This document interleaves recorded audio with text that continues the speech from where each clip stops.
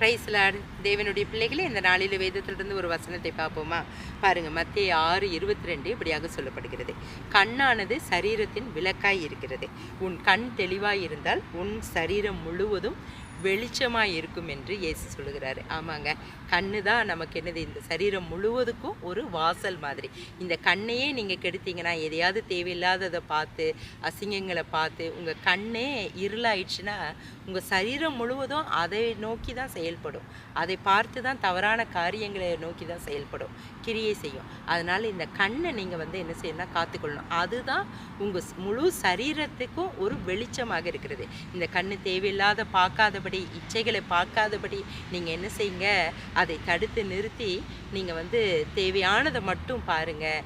இந்த நாளில் உங்கள் சரீரத்தை நீங்கள் காத்துக்கொள்ள முடியும். அது வெளிச்சத்தை கொடுக்கும், உங்கள் குடும்பத்துக்கும் அது ஆசீர்வாதமாக இருக்கும். இயேசு இந்த நாளில் உங்களை ஆசீர்வதிப்பாராக. ஆமென்.